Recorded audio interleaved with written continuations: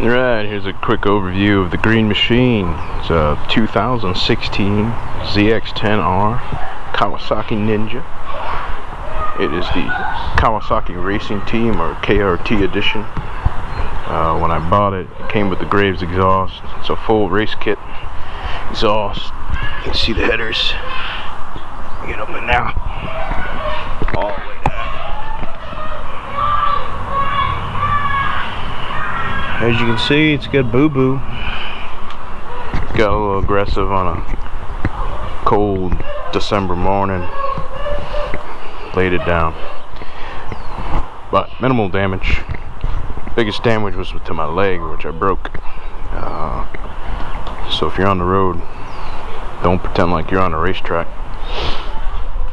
Other than that, the bike comes with front row brakes. It's got the adjustable exhaust front and rear, adjustable shocks front and rear.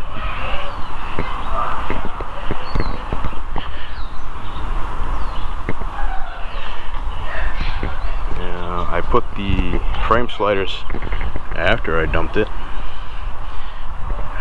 That would have saved a little bit of trouble, but honestly it's minor damage. Battle scars. If you like fancy prim and proper bikes, that's all power to you. I'm not afraid of having a little battle scars. I'm just glad that held up, didn't break. What I've put on it came with some red heel guards. Didn't match the bike at all, so I replaced those with some carbon fiber. If you get the carbon fiber, if you wear boots, it's gonna mar them up. Like I said, I don't care about everything being all fancy and prim and proper. So took the rear seat off, rear seat pegs off. Ain't nobody riding to me, just me. I ride 5 days a week, as long as the weather's not bad, to and from work. Put the riding bag on so I can actually carry something besides wearing a backpack, which I normally don't like to do. Got the RAM mount, goes in the fork stem. The cell phone, got the USB adapter so I can charge it. I put the shorty levers on from ASV, made right in Huntington Beach, California. The other thing I did, I think the first thing I did, well, you can't see, it's underneath the seat, but I got the Lithium-Ion Battery.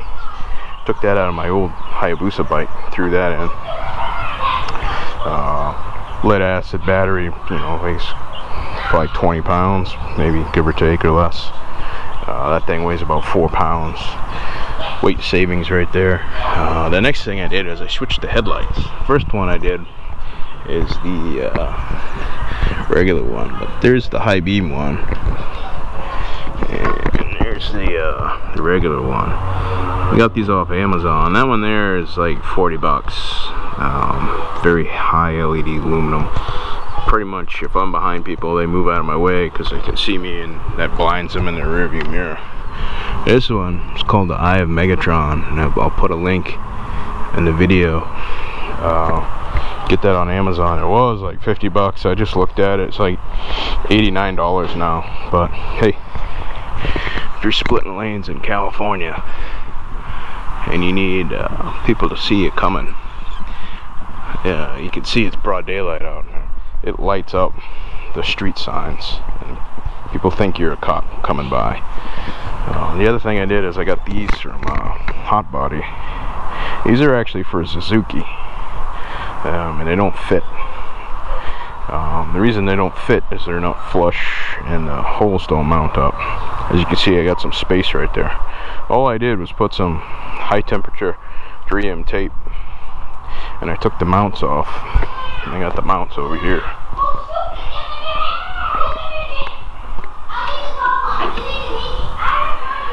So these are on the bottom. So if you're a modifying professional like I am, take out your Dremel tool and you just take these off, and then you get it flat. And then I took the wire. Obviously the wire harness doesn't match, so I just stripped the wires, and I took these wires and I put them into the wiring harness from the bike, clipped them in, good to go. In mount, got this off eBay. I think it's like 20 bucks. I'm not paying hundreds of dollars for a mirror. That's ridiculous if you ask me. Especially if you lay it down. Obviously the one I had before, I had two at one time. Now I just have one, because the other one got smashed to pieces, and I had to replace this because this got shaved down pretty good. A little minor damage right there. But these levers are well worth the money. Fully adjustable. What else? With the bag. Get your Jason Redman overcome. I don't think he's got any more left, but Jason Redman. Go to jasonredman.com. Wounded wear. Let's see. That's pretty much all I've done to the bike. The Graves exhaust it came with, they programmed it and I made sure that it was tuned to that exhaust. Goes like a bat out of hell. Pretty much if you keep it above $7,000, it'll pull like a freight train. And it's got a nice new tone to it. But if you watch my motovlogs, you can hear that. I picked this bike up from DWS Motorsports right here in San Diego.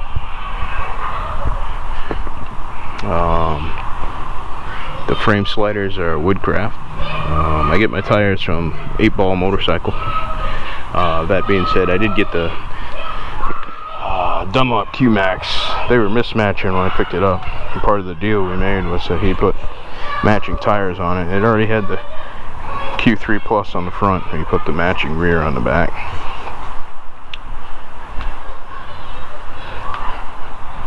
And that's about it.